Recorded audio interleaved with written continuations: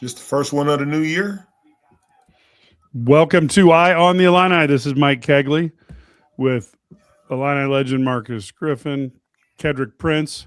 We should have Brad Stury coming out of the locker rooms pretty quick here. Ked, this was a methodical taking apart of a team, and we saw a 20-0 stretch. I had a little bit of a UConn flashback. Overall, I thought the Illini they didn't maybe go too flashy, but I thought they played a pretty good game. You know what? They won, and I don't know if this is the right thing. I'm really curious to hear what you and Marcus think. I think they played to the level of competition. This game was boring to me. I mean, I have to watch the game because I cover the games, but this was just no energy to me because you knew they were going to win, number one, because Rutgers is awful this year. But it's not – I guess it's a good thing to knowing the fact that you know, the team that you like or you're going to that you cover is going to win automatically. I just didn't see them in having any doubt in this game. So a win's a win, and like I said to you, to me, the way I look at it, it's kind of a tune-up for the big matchup in Iowa City on Sunday. Marcus? Yeah, I double down what Ked said. This game did not do anything for me. When you're trying to do the things that Illinois is trying to do, you come out and you just put your foot on their necks from the beginning of the game. You don't let somebody get hot and let it be a nail biter going into the second half. Those guys played big. They dominated the paint. They controlled it from the opening moments of the game. This is, Ked said, it was a boring game. This is what we expected. I'm surprised. My only thing is why Coach Underwood had the guys in the game as long as he did in the second half. I would have been thinking that this would have been a game to get a lot of the second guys, second string, a lot of minutes in that second half. But other than that, you can't take – it's a game. It's a game in early January that you know you're going to win, and it's just you got to win your home games. Hold down home court so you can win you a Big Ten championship. Well, Griff, I'm not for sure. Mike, correct me if I'm wrong, but I think I'm 90% right. Griff, I think now the NCAA for seedings and how you want to say it, I think the margins of victory matters now. It used to don't, because believe it or not, my son was saying. Oh, and Ked has left the building. Anytime he starts talking about his son just pulls a plug. Nope, not talking about me. So that's really true. They look at the margin of victory now. Yeah, the margin of victory is a factor in there. That is so crazy. But I got to be honest with you, I would like to see Lee and Petrovic get a little bit of time. That's something that I would like to. I'd like to see that a little bit, But again, I'm not coaching the team, so it's easy. True, it's easy for me to go ahead and say that. I feel like they easily could have got 10, 15 minutes in that second half. I'm with you. I was always a little more. I've always Taterhead wants to see Jake Davis not play coaching more. though. Yeah, I'm not coaching. So, Ked, your thoughts? Yeah. I'm a big Jake Davis fan. Sorry, I got cut off, fellas. I don't know. Technology cut me off, so I missed it. You were talking about your son. Yeah. He was asking me the same thing. Why does he have the starters in? Somebody's going to get hurt. Yep. And, if there was one thing I noticed, let me comment about that first. I mean, back in the day, everybody did that. It was smart. In case of an injury, you want to rest legs because you have a big game coming up on Sunday. So I get that. I guess there was one concern for me, and I have to eat some crow, but I don't want to eat it, but I have to, is for some reason, Petrovic, I don't know if he's injured, if he's mad, pouting, he's just not himself. And when Brad put the second, quote-unquote, second and a half, the 2.5 stringers in at the end of the game, he was on the end of the bench, and he didn't get in he didn't get in during that time. So I don't know what's going on with him, and it's too bad because I know what I was told and from a bunch of people that really matter, and, and I don't know if Keaton Wagler ever gets hurt. If he ever goes down, they're going to be in trouble for a backup because nobody's really developed at this point. Which is that's probably one of the things that you could you could push back on Coach Underwood with, the usage of the bench. Let's talk real quick in some of the stats, because I know people are, pulling out of the Assembly Hall, or State Farm Center. Well, I want to know that Illinois shot 44% from the field, 35 from the 3-point line, and 86 from the free throw line. And Rutgers was 37 from the field, 27 from the 3, and 38 from the free throw line, which is horrific. TOs were tied at 7 points off of TOs. Illinois had an 11-7 advantage. In total rebounds, 45-32 Illinois. Defensive rebounds, 33-23. Offensive rebounds, 12-9. Second chance points was one of the few things. Rutgers had a 9-4 advantage. Bench points, Rutgers 26, Illinois 21. Points in the paint, 26 for Illinois, 18 for Rutgers. Fast break points, 8 for the Rutgers, 2 for Illinois. 5 blocks for each team. 5 steals to 2 Rutgers, 13 assists to 8 Illinois. And Illinois had the lead for 37 minutes and 58 seconds of the game. So, and just going down the line real quick, Merkovich, 8 points, 7 boards. Stojakovic, 12 points, 8 boards. Boswell, 9 points, 5 boards. Tomislav, 14 and 4. Wagler leading the way again, 17 points, 7 rebounds. Lee was 2 points and 2 rebounds. Humrickhouse, 3 points, 1 board. Jake Davis, 12 points, 3 boards. Jason Jack just got a couple points, no rebounds. Big Z got 2 points and 3 rebounds. And Petrovic got a rebound. So give you a little idea of the stats for the team. I guess ultimately in this situation, this is a big game coming up on Saturday because Illinois would like to win a tough one on the road. This is a game that most people have as an even game within a point either way. How big is that trip to Iowa City for you, Ked? I think it's a big trip for the team because, one, it's not a trap game. We did a podcast, the three of us, when Brad Stury got on. We talked about the schedule, and they could go on a run here because of how they lost to Nebraska at home. I think going to Iowa City is tough. I was disappointed that they lost to Minnesota because they're going to come out, and this is how big of a game it is. If people want to know about this rivalry, I did a podcast with a couple of Iowa guys, and they've not sold a game out all year. People just aren't coming to Iowa basketball. There's only 1,000 tickets left for that game Sunday. So that should tell you what this game means to Iowa and what it means to the program. So Illinois has to come out, and I've told people if Illinois plays the way they play tonight, I think they're in trouble. Iowa plays defense. This isn't the Iowa teams of friends. They guard. They run good stuff. That Sturz kid is just outstanding. He's really, really good player. I'm really curious to see who guards him on Illinois' roster. Hopefully it's Kylan, but he doesn't get in foul trouble. The guy has unlimited range. He's not Caitlin Clark's range, but it's deep. So they're going to have to play well to beat them. They beat Iowa Sunday. To me, you eliminate the Nebraska game. You will take the Nebraska game out because going to Iowa City, Carver Hawkeye Arena, winning now is not like it used to be. What do you think on that, Marcus? Because you've been on the road. You've had to play there. What are your thoughts? So go back to I made a comment earlier in the season. If you want to win Big Ten championships, what do you have to do? You got to win every last one of your home games. You have to split your 50-50. The games that is the 50-50 on the road, you have to split them throughout the season because you might not be favored in going to Michigan State. You might not be favored going to Purdue. But when you have a game like Iowa, when it's a coin toss, you got to get that victory. You got to get that victory if you're trying to win a Big Ten championship. It's going to be tough, but who said it's going to be easy trying to win a Big Ten championship? You got to go in there.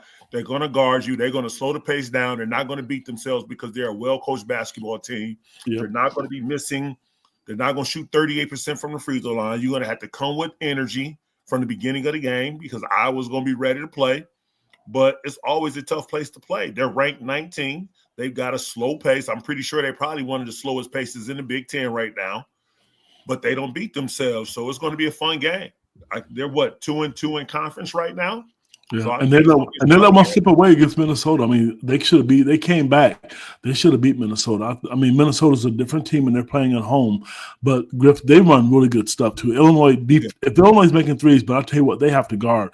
They pick and roll, and they do a really good job with their two-man game. So when people listening to this podcast, when you watch the game Sunday, I'm gonna tell you, your back end better be playing defense.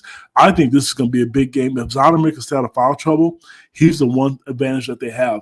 Now, when I did the podcast last night, and I should have known this, and I think, Mike, you may have mentioned it, and I should know, but Tom mentioned to me last night, Tom Kager, the guy who covers Iowa, said that Illinois is the biggest team in the college basketball, but according to Ken Palm. I thought it was Michigan, but he said, according to Ken Palm, Illinois has the biggest roster.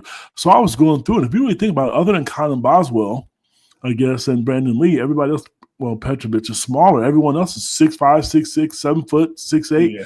So maybe they do because I guess they struggle with size, and that's going to be one advantage. But Illinois doesn't use their size, which Griff has told us a million times. They don't do it. No, I hear what you're saying, KP, but they don't got size. They don't. Well, the size that they have, they don't utilize it to dominate opponents. Yeah. Hopefully, you never know. Coach probably see. I'm pretty sure they're looking at film right now after this game, and they probably see that they have an advantage in the box down there with their size, and maybe he probably switch up the game plan a little bit. Let's focus on the interior, attacking them in the paint, and then let's work on inside out instead of outside in. Maybe he changes up the game plan a little bit because they got a clear advantage down there. Yep. Yeah, I think that would be fun to see, and we saw a couple. Even today there. I remember Jake got a nice 3-point attempt where he got fed from the paint out to the 3-point. And when you step into a three, that's a lot easier shot. A lot easier. And so I would love to see Illinois do that a bit more often. And I will have to comment one thing. I think Pikell is a pretty good coach, but my God, I don't know what's going on with their NIL funds there, because apparently they had a boatload of money to get 2 guys, but nobody else. And then that all dried up. I mean, that team, I wonder if he's going to – not that – again, I think he's a good coach, but I'm not certain that he'll be on the sidelines next year for Rutgers. Well, they got to give him the money, which we said, but I had a guy who was at the game sitting courtside actually made the exact same comment. It's just like deja vu. He said to me that all that money they had, I guess, is dried up. It's not there. Yeah, or else Schiano's trying to get it all to football maybe and see what he can do with it, I guess. But I thought that was disappointing. I got to be honest with you. I thought Stojakovic played a little bit better tonight. I like the idea. He's a little more focused on defense. I'm not saying he's the perfect defensive player, but he seems to be trying to be better on that end. And Wagler's an amazing guy, because I don't know if there's a player, I'm trying to think in Illinois' history, that you look up and you're like 17 already. He doesn't force shots or pace, and I just think he's smooth as butter, man. He is, and he is a good free throw shooter. And I've always told my kids, man, both of my kids shot over 85, 90% from the free throw line. They're free points. I'm like, if you want to average 20 points a game, just get your whatever and hit a 3 or 2 and then get to the free throw line. I mean, you're going to score a lot of points. That's why Terrence Shannon scored a lot of points. I mean, he was a good free throw shooter, and that's Io did the same thing. I mean, if you have a big guy that can shoot free throws, it's money, especially if he's in the post. So they count, and that's how he does it, Mike. I mean, he gets. And I don't know, you guys probably all saw the same statistic I did. He's one of the top 4 or 5 freshmen in the country that leads his team in more than 3 categories. More than 2 categories. That's pretty impressive for a kid that nobody really, really quote unquote wanted. The crazy part about it is, and I think this is what helps him, he's playing with no pressure. He's not a highly recruited player. He can sit back and he can I'm pretty sure now he's starting to get the best defender to guard him, because I'm pretty sure at the beginning of the year he probably wasn't getting their number one defender because everybody probably was going to the Boz. But now I think people are starting to see him, and he just gets to play with a comfort because there's no pressure on him. There was no expectations on him at all, and I think it's starting to change a little bit. I'm pretty sure when the opposing team gets that scouting report, they're probably saying, don't let him get any easy shots. Make sure you make him dribble, make him shoot contested threes off the dribble, and don't let him get into the paint. His name is on that scouting report big time now, but he's just playing, man. He has a nice, calm game. He's not rushed, and it's just good to see. It's good to see how he's getting better every game. I don't think I'd play him in a game of poker because he doesn't change his demeanor too much. Nope. I'll bet you he's a pretty good dude at bluffing people in a poker game. I'll tell you guys what. If Griff, you just brought up a point to me that I thought about, but I'm 100 years old, so I forgot. Nobody else gets pressured one-on-one full court like he does. When you go back to the Penn State game, they did it. They tried to wear him out. They wanted him to retire. Rutgers did it tonight. So you're right. He's coming up the pecking order. He could be at the top right now because they're pressuring him. Because if you wear him, you think you wear him down, he would quit. And there was one sequence in the game which we all saw that they were tired, and you could tell he was out of gas. He was done. And we've all talked about his minutes that he's been logging if that was going to become a factor, because this is the first time I've seen him, show those kind of features that he was going to be tired. And I think Coach Underwood took him out at some point, but he still sat out a lot, and he still logged 32 minutes more than anybody on the team tonight. Yeah. So now one note here from the time for Illinois game makes no sense. I believe this week is dependent upon the NFL playoffs. And so based on where all the games fit, that's what made Illinois get a play at 11 o'clock. So that is an early game. Yeah, if you had changed it around a little bit, maybe the Packers-Bears, were at noon, maybe Illinois would have been at 3 o'clock, but that's just not the way it turned out to be. And I think this was a really good one, Brandon, something I was going to talk about. And is Big T. He got going a little bit today. Do you guys think that looked like I thought he was moving a bit better this game? I think they know, and everybody was cheering for him when he made one of the threes.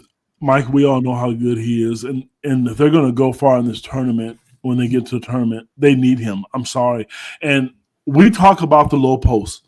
And in his defense, and we have to give him credit, he's not a dominant low post, but he will go down there occasionally to shoot those little hooks. But it's better than nothing, because David he'll go down there, but he's not really a true big. He's a stretch four, whatever you want to call him in today's terms. But he's the one guy that could develop that. When you go back to the Tennessee game, if you guys remember, he did that early. And that's what you got to do. I think, to me, if I'm coaching, man, if I have guys that size, I want to get people in foul trouble. Get them in foul trouble so you force the coach to make other decisions, and you're not going to do that shooting threes. The Illinois is a free throw shooting team, and they get to the bonus because of Keaton Wagler. He gets to and David. They're the two guys that gets land. And Stojakovic, he does, but he doesn't get fouled too often. Kate, you sound like a basketball genius here. I don't understand why it's so difficult when you have a clear advantage in one thing. You don't dominate and utilize that advantage to put the pressure on the defense. I'm talking about if I got a 7'2" dude and the tallest person on the team is 6'8", 6'7", we gonna wear his butt out. We are going to wear him out, and it's not just about about scoring in the paint, but we're going to attempt to make him play post defense. We're going to make them draw and kick. We're going to get reach in fouls from the guards trying to dig down. And we're just going to keep playing. But I judge him more on his rebounding out of his position. Is he chasing? Is he going after rebounds out of his position? And how is he protecting the rim? We know he can knock down shots. Knock down shots, but we need him more like his brother protecting that glass. We need him rebounding and cleaning up, just beating stuff up. That's how we're going to, if we want to get further, we're going to need consistent rim protection. Yeah, he's good at that. I'll tell you what. I mean, again tonight, people literally run. They know he's second in the country, I think now. After last Saturday's game against Penn State, he's one of the top 5. I know for sure in block shots. He's done a really good job of that, and it's a presence that they don't have. And Tommy is not the same player. I understand, but he's 7 foot tall. Yeah. He can alter some shots. Sometimes he doesn't jump. Yeah, it's not about blocking. It's being 7 foot tall. Yeah, like when you go down there and you stick them arms out, like it's not about you're not. Man, I was a pretty good shot blocker, but it wasn't the fact that I blocked shots. It was I was altering a lot of different shots when you came to the rim, and that's all he has to do. He just has to be 7 foot tall. That is it. Play 7 foot. I don't need you to block 8 shots a game. But once you're down there and you jump, put them arms up, it's hard. It's hard to see. Yeah, it is. Yeah. I think that's fair. Now, here's an interesting comment that I thought was Ked is kind of, you've even maybe talked about this, but I would doubt Wagler's going to stay. But you know what? It's January and the draft ain't until June, so who knows? But I will tell you what, him and Murillo, how you pronounce that, boy, at 6 foot, I mean, that's a pair of big guards who that would be a tough defensive matchup for a lot of teams. Ked, I know you've watched all these guys play, but what were your thoughts of that backcourt next year if it was to be? Well, I've told people before, and I'm not name dropping to, gain street cred, but I had a conversation with his father, and they know what's going on. And I know the draft boards are for fans, because when you talk to a guru, or you talk to a GM, or you talk to a scout, what they say on those draft boards are not always right. It's easy to get the top 2 or 3. That's simple. Yeah. But I'm going to tell you, Keaton Wagler is sliding awful high. I saw one yesterday. He was the 11th player pick. I don't remember maybe you guys saw it. But if my son has a chance to be a lottery pick, I don't care about my hair. I don't care about how much weight they think I should gain. You go get that money, because that's life-changing money. It just really is. So I get it, and I understand we can't be selfish about that. Yeah, we want to see the kid stay, and we've all heard the story a zillion times about how he wasn't really recruited, but everybody's talking about him. I've had a guy call me and ask me what kind of person he was, and you shouldn't ask. You can sit on the court what kind of kid he is. But let me tell you this: I think something changed today, and I want to see if you guys notice it. I think today he was much more theatrical, chest bumping, showed facial expressions a couple times with some calls, and there was times where he would have kicked it out. He was looking to score. I think the coaches I think they told him. I've never seen him do this all season. He's looking to shoot the ball more now. You could see it. Which is that part of Marcus? Is that part of the evolution? Because you've watched a lot of great basketball players. It's the level of confidence. I'm telling you, like playing in the non-conference is not the same thing as playing in the Big Ten conference. It is a lot more physical, and you can have your confidence in the non-conference all you want, but it takes a game or two before you start adjusting to how physical the Big Ten is. And I think all we're seeing in real time is the evolution of his confidence. It's getting better. I don't know right now if he feels like nobody can guard him, but he is getting there. Yes. You see it. You can see it. He's laughing at people now. Yep, you can see it there. And the more his confidence goes, the more he's really going to start to feel. And he's going to be saying it in his head. Oh, these fools can't guard me at all. It's the problem. And I love to see that. I love to see that attitude. I'll tell you guys what. I'm looking at these comments. If he does come back, and I know this to be true, that kid's going to get some money. And somebody's going to pay him, because if you don't pay him, I'm telling you, because if you look at the football program, I know there's 2 kids who left the Illinois football program. They got a nice chunk of change. And so it's the way – I don't like this. It's kind of too much for me. I didn't like – at first it was okay, but there's so much change now to where it's starting to – I'm becoming numb to it. It is, but I'm gonna tell you, you better pay him, because who in the hell would not pay that kid money if he decides to stay in college? You got to do it. The only way he comes back, I'm sorry, Mike, to jump in. The only way he comes back, unless he has a terrible end to the second half of the season. That is the only reason, only way.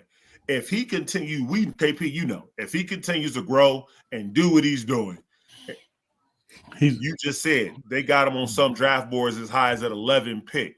If he continues and he just stays flat toes and he continues to average 17 points a game in the Big Ten as a freshman, he is gone. He's Ain't gone. no reason to come back. He will have a better season than the young man last year as a freshman. I don't want to ruin your podcast here, so please forgive me. You can give me a timeout later. Mute him, Mike. Mute him. No, because I can't wait to see the comments. The reason I feel this way, everybody knows that I'm friends with Jeremy Fears Sr. and his son plays for. Look at Mike. He was one of the top players picked in the draft, and his son's getting a large NIL package at Michigan State. And I'm going to tell you, that dude is living his best life. He is living his best life, and he made the comment to me that what his son did, regardless of what everybody thought, is life-changing money. His son is set for the rest of his life, and if he does well and he continues to get another contract after 3 years, who knows? The sky's the limit.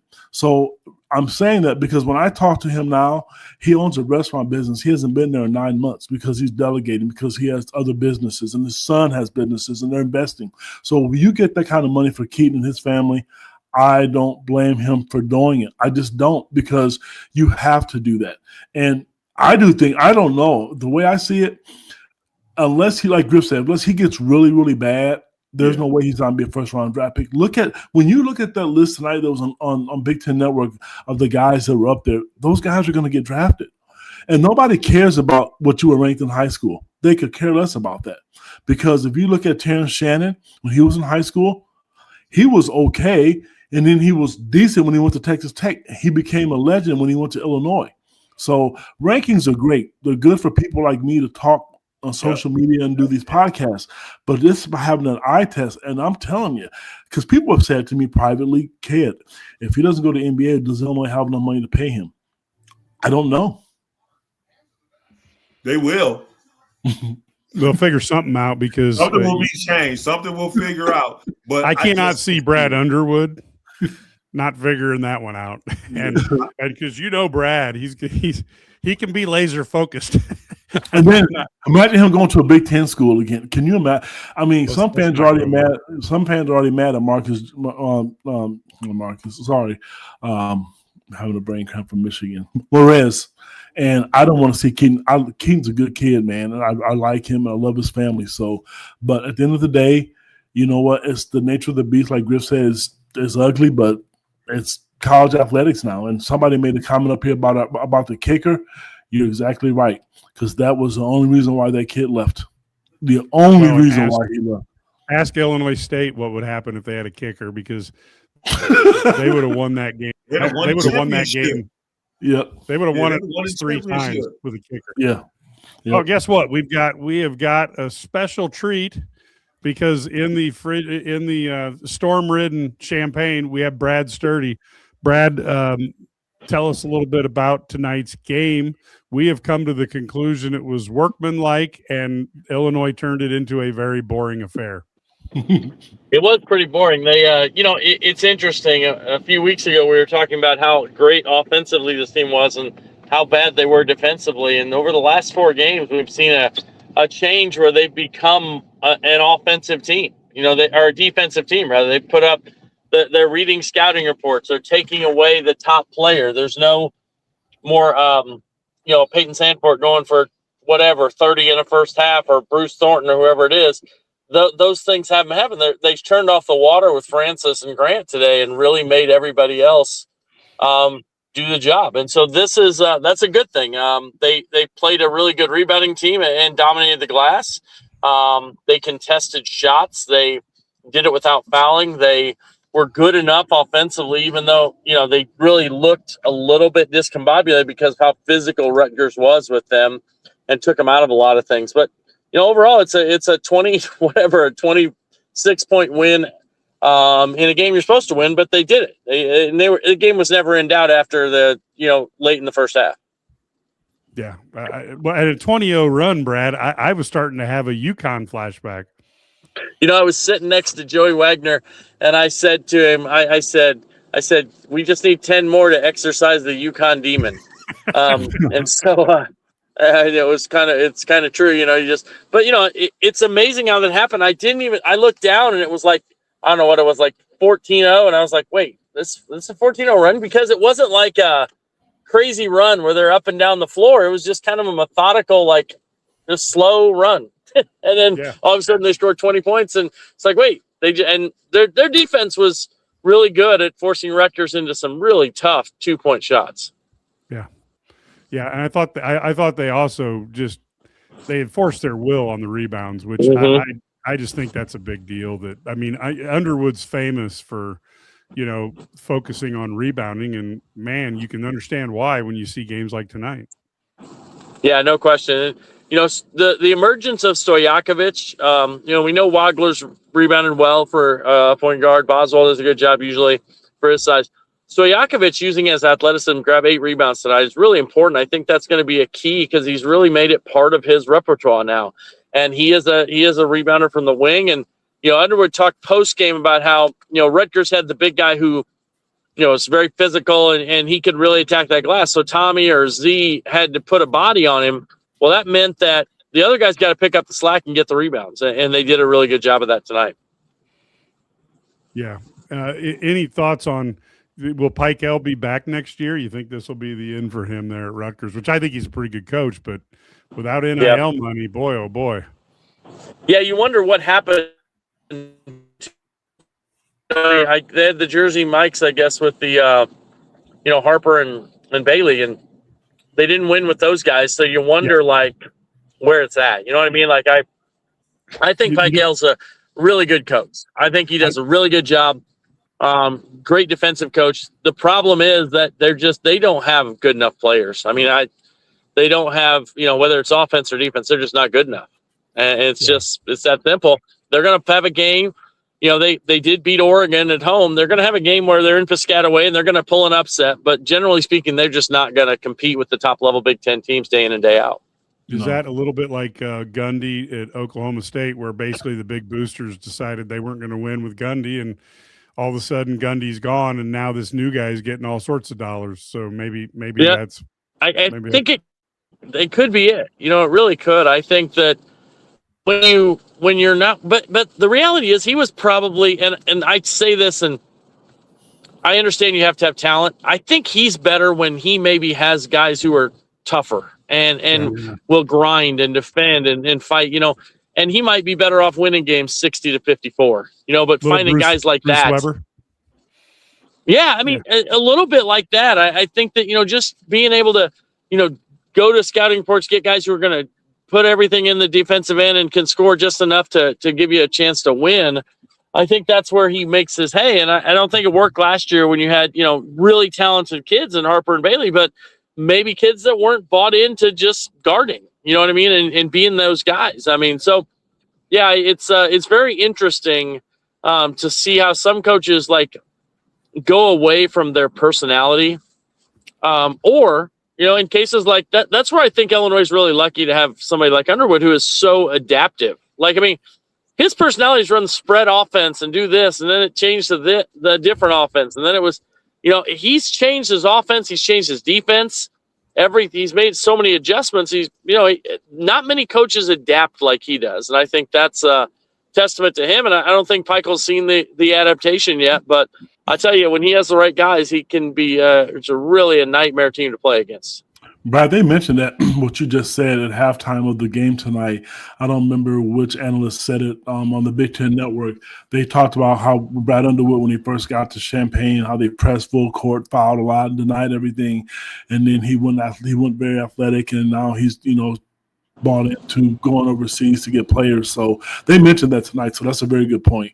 Did he say anything specifically tonight about Stojakovic's play tonight at all, or Tommy? Yeah, I mean, he talked about how Stojakovic is really coming on as a rebounder, and how we know he can score. Now he's starting to do the other things, the defense, the rebounding, and putting a complete game together.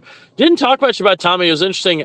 But about Tommy, I know everybody's like, he's been such a different player. And so, he's not the same player he was here. If you go back and look at his numbers, he's not scoring. He's not as active offensively, but he's shooting like last year. He shot 35.7% from three. Coming in tonight or after tonight, he's shooting 35.4% from three. So we're starting to see him. He's shooting better from two than he did a year ago. Getting to the line more. He's making free. Although he's not rebounding as well, I think is the biggest issue for him. But I think part of that is that they have other guys that are rebounding. When you've got Stojakovic grabbing 8 rebounds and Merkovich being such a good rebounder, there's only so many rebounds to go around. You can't make rebounds.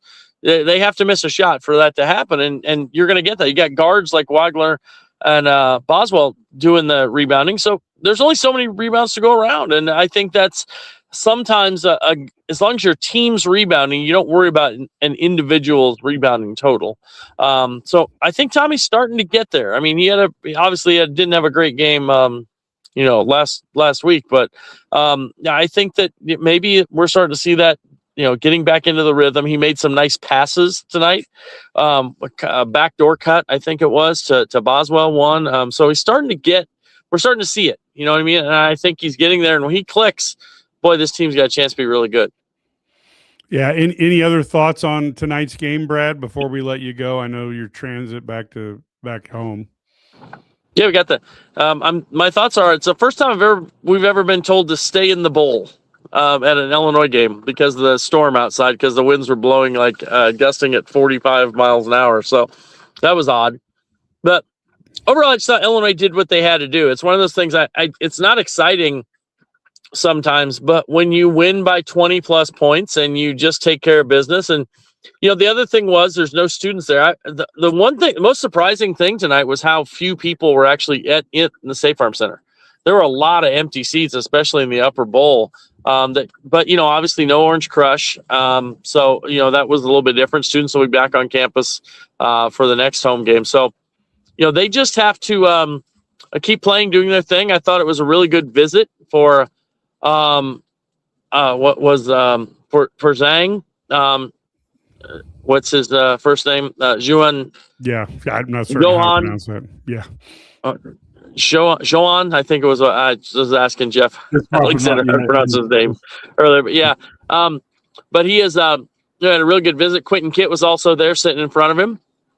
So really good to see those guys on campus. I think Zhang is an elite shooter, and he's more athletic than he's really fast with the ball. He's really good. He can come off screens on the move. I think he's really good. Guy that can come and make at least an impact as a shooter next year, maybe more. And he probably needs a year of Fletch, like we all do. But I think if he's got a chance to be really good, and they're in a good spot with him. It was funny. He was talking about whether where his process is. He said, I don't know, maybe I'll come in, kind of thing. We'll see what happens after the game, and we'll see how it goes. And so he's obviously very intrigued by Illinois. He's having a really good time. He really enjoyed the Nuggets chant. I think that might have been his favorite thing. So it was very interesting. He was just laughing it up, having a good time. They were telling him what that meant, the kind of thing. I explained to him why they do that. It was pretty funny. So, yep. So that's all I got. No. One last comment. Wanted to get your feedback on, because people commented on this. I think it's awfully early in the portal to be panicking, but somebody asked, why is the entire Illinois defensive line leaving? Do we have no money? And I guess I've got some thoughts on that, Brad, but I was wondering what you might be thinking on that. Here's the thing. Guys are always going to try and get money. Illinois has plenty of money. I don't know. They're not going to have money like Texas Tech or whatever, or Texas, or 40. Somebody's going 41 million this year or something. But yep. 20 million is a good number. Let's say 20 million plus is a pretty good number. But they're going to get guys. I think there's concern at edge rusher and defensive line. They're really high on the kid from Penn. I think he's going to be really good. I do think there is something to this, and I actually had somebody tell me this tonight, that maybe the whole rotating defensive lineman things to slow down the play clock, which is effective from a defensive standpoint, it's a good thing. But it does, I think, maybe make kids think I don't really want to do that. So I don't know. This is just what one person told me. I don't know if that's it. Maybe that's good for one guy. It might not be every guy, but they're going to have to get more defensive linemen, get better at that spot, and get an edge rusher. I really like what they've done offensively. I mean, I know their offense is fine. The receivers they brought in they've got some high upside kids at receiver. They've got some proven guys at receiver, and they've got some guys with a ton of potential that maybe haven't even shown it yet, And plus, I like the returners there. I like the secondary. Obviously, there's a big fish out there that if they can get him to return, it could be that could be big, because then you're basically covered in the secondary at that point. I love their freshmen. I love their corners they have coming in. But you got to figure out edge, and you got to figure out defensive line, but maybe that's what they can focus on now and really find the right guys, and maybe they have a little bit of money or cash out there for somebody who maybe isn't in the portal yet, or we're still another week of portal football, right? Of portal madness here. So kind of just have to I think we're in the lipo stage of portal recruiting, and just let them kind of find their guys. Brett Bielema knows football. He knows what he's doing, and he knows that, he even said this. He said they needed to get more talent on the defensive side of the ball. He flat out came and say it. You got to get, so, sometimes players don't leave because they want to leave. Sometimes players leave because they're told that you're not going to play, or, we're going to bring this guy in, we're going to bring in other guys, so until it all shakes out, there's no point worrying about it. You just, you can be excited about guys and look them up and check them out. But until it all plays out, which is another, guys are going to go in the portal. They could still be making decisions, a long while later, because maybe they come in the summer instead of coming in the spring. I mean, who knows? I mean, there's a lot of options out there, and we'll see what happens. I mean, what is there? There's 10,000 like in the portal in there or something like that. Well, it was over 3 at one point, and so my theorem that I'm going on, Brad, is that there's a lot of really good football players there, and you as a coach, when you don't have infinite amount of dollars, you're trying to get the best players for the best price for your team, and they're trying to balance those things together, and that's, you could see some signings that would be very beneficial, and Illinois, as things go a little later, maybe they don't have to pay top dollar, but I would much rather have 5 7s on the line as opposed to 110. You know what I'm saying? That's just me. You're like that, though. That's how you are. Exactly. Well, it's like, it's a little bit like the pizza buffet. Let's be honest, Mike. How would you get a 10? Come on. Yeah. It's it's basically. Oh, you'd have to have a large. You need a large NIL budget. Yeah, exceptionally large NIL budget. And it looks like, just as a little note here, it looks like Miami will be the team that will be going up against the winner of Indiana and Oregon. Ole Miss got beat. They scored on the last drive. I got in the car. They took it 75 yards on 15 plays, and there were multiple opportunities. And I did think there was an awful lot of intrusive penalties, and against both teams. But again, I really was kind of hoping Ole Miss would get a shot at it, because Lane Kiffin leaving for no reason when he could have stayed. I don't know. It's just. I'm on conferences. Can anybody beat Indiana or Oregon? Whoever wins that game, can Miami beat them? Don't jinx it, man. Any given Saturday or whatever, Monday or whatever day they're going to play it on. These are college kids, Brad. You know how that goes. But I got to be honest with you, Signetti. Yeah, no question. But Yeah, he's got the team. I don't think either one of these guys. I think, and I say this in all sincerity, I think Georgia was the team who probably could have, or Ohio State. Yeah. But again, they lost. You know what I mean? So they didn't get it done. But I don't know. Miami's got the defense that can do some good things, but I don't know. I think Indiana's will do a much better job defensively against Miami and really slow that offense down. So, or Oregon offensively is awfully good. Moore's pretty good. So it's gonna be. I think tomorrow night's game is gonna be a lot of fun, though. Oh, it's gonna be fun. So one too. final Hey, question. Mike, let me answer the question for you real quick. This was updated 2 hours ago. There's 2,634 players left in the portal. 857 have committed, and 17 players have withdrawn. Okay. Perfect. And then one last question, Brad, because I'm getting DM'd by people on Twitter. Is Petrovic? I mean, is this a game that we should read into the fact that he didn't make it back in?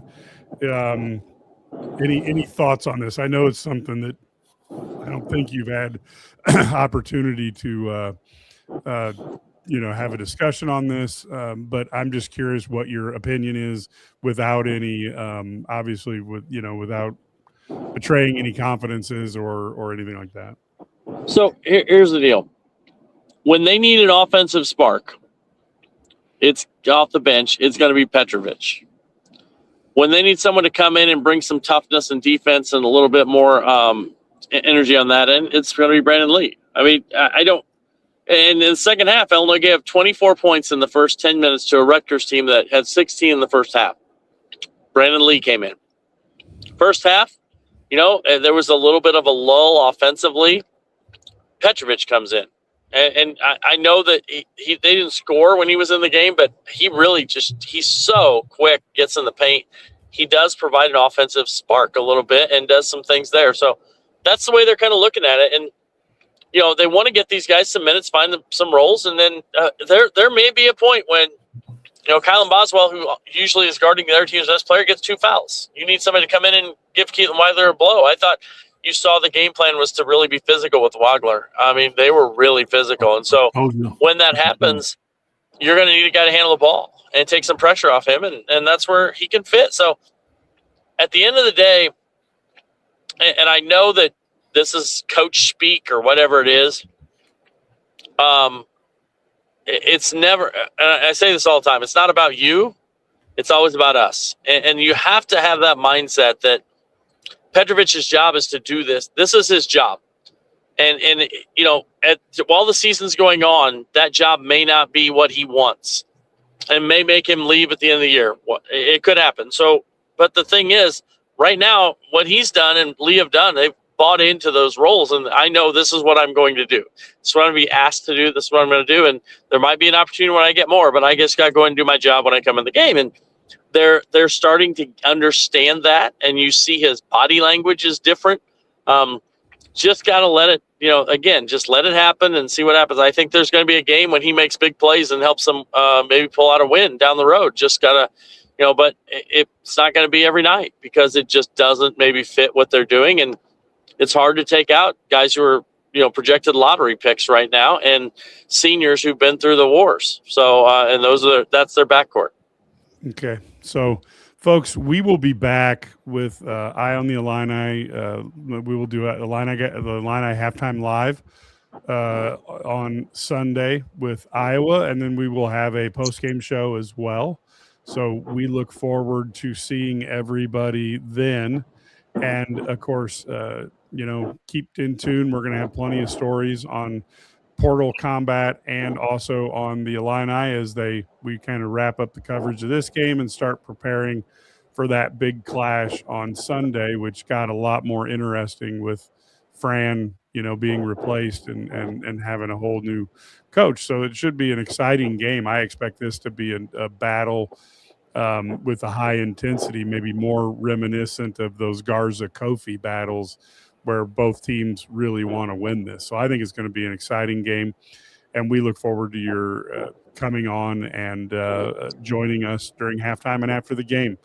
Until then, folks, go Illini.